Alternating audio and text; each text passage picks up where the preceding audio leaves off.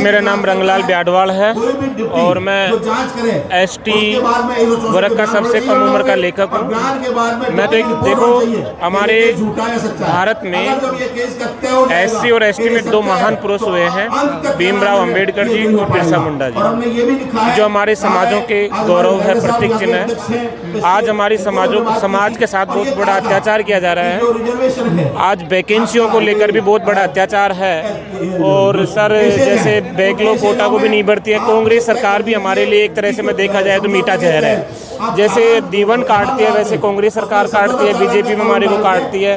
और जो हमारे जो जनप्रतिनिधि हम विधानसभा लोकसभा में चुनकर भेजते हैं ना, वो लोग हमारे लोगों की आवाज़ नहीं उठा पाते हैं। पता नहीं क्यों नहीं उठा पाते हैं। अब हमारे इंद्र मेघवाल जी की हत्या की गई और वहीं हम उसी समय राजस्थान में एक दूसरी हत्या हुई, वहाँ पर 50 लाख रुपए दे रहे हैं, 2 सरकारी नौकरी दे रहे हैं। और हमारे एससी एसटी वर्ग का कोई भी अगर किसी की हत्या की जाती है तो उसकी कीमत सिर्फ 5 लाख रुपए रह जाती है और उसको न्याय भी नहीं दिया जाता है और उसके परिवार के साथ लाठीचार्ज किया जाता है। तो सर ये तो मैं, चाहे वो सरकार कांग्रेस की हो, चाहे वो बीजेपी की हो, चाहे कोई सी भी हो, मैं सरकार की निंदा करता हूँ, क्योंकि ये सरकार हमारे एससी एसटी दोनों के लिए हानिकारक है, चाहे कांग्रेस सरकार हो चाहे बीजेपी सरकार हो।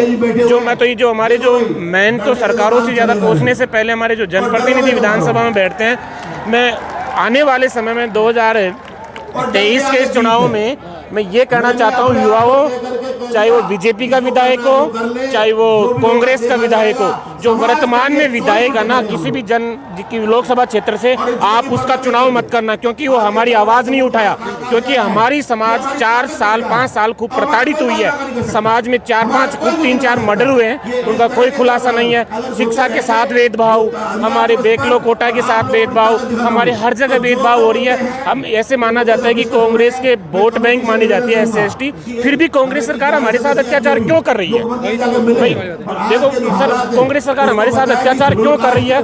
हमारा जो बैकलॉग मतलब हमारी जो शुरू से ऐसे कहा जाता है कि तुम्हारे जन्मजात बाप दादा की बात करते हैं तो कांग्रेस को वोट देते आए हैं, कैसे कहते हैं, मैं भी सुनता हूँ। लेकिन हम फिर भी हमारे साथ कांग्रेस सरकार अत्याचार क्यों करती है? तो ये तो सर मैं बिल्कुल कांग्रेस सरकार की भी निंदा करता हूँ और मैं सभी सरकारों की निंदा करता हूँ। मैं जब तक हमारे युवा एक जागरूक नहीं होंगे, एकजुट नहीं होंगे, तो ये सरकारें हमारे साथ ऐसा ही करते रहेगी, चाहे कांग्रेस हो चाहे बीजेपी हो। जो अभी वर्तमान में हमारे 56-57 के आसपास विधायक है अपने एससी एसटी के, तो सर वो क्या कर रहे हैं? हमारी आवाज़ क्यों नहीं उठाते हैं? तो मैं तो ये कहता हूँ जो वर्तमान सभी विधायक है उनको वोट मत करें। अगर वोट मांगने आए तो उनसे क्वेश्चन करो कि जो हमारे साथ अत्याचार हुआ उसमें आपने कौन सा मुद्दा उठाया, समाज के लिए कौन सी पैरवी की। आज तो जातिवाद के नाम से आप वोट ले लेते हैं। तो मैं तो ये चाहता हूँ सभी युवा वर्ग के लोगों से, जातिवाद के नाम पर वोट मत करें, चाहे वो कोई सी जाति का हो चाहे कौन सी धर्म का हो।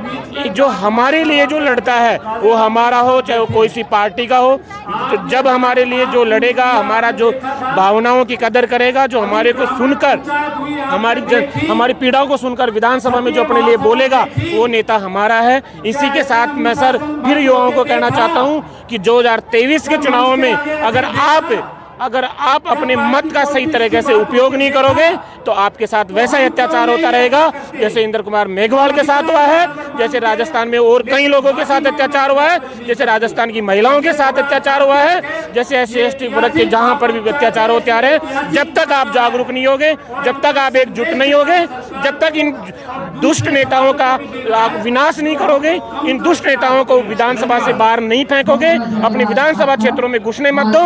जो हमारे खिलाफ बात वो करते हैं और हमारे जो पक्ष में नहीं बोलते हैं, उसको सर बिल्कुल हमारे युवा साथी अब की बार बाहर करेंगे, कोई दिक्कत नहीं है। युवा जागरूक हो चुके हैं, युवा बहुत अच्छी तरह जागरूक हो गए हैं। अब आने वाले चुनावों में देख लेना कांग्रेस सरकार को मैं कहना चाहता हूँ, अगर आपने अत्याचार किया है तो आपको भी भुगतना पड़ेगा, क्योंकि किया अत्याचार, मैं ये भी कह रहा हूँ इस मीडिया के माध्यम से, किया अत्याचार हमारे साथ। हमारा कोई भी शिक्षित व्यक्ति होता है उसको दबाने की कोशिश करते हैं, हमारे मजदूर वर्ग के लोग होते हैं उनको दबाने की कोशिश करते हैं। ये कैसे हो जाएगा? जय हिंद, जय भारत, जय संविधान, जय जोहार। दोस्तों वीडियो पसंद आए तो लाइक, शेयर और न्यूज़ 22 लाइव को सब्सक्राइब करना ना भूलें। शुक्रिया। देखते रहें न्यूज़ 22 लाइव, सदैव आपके साथ।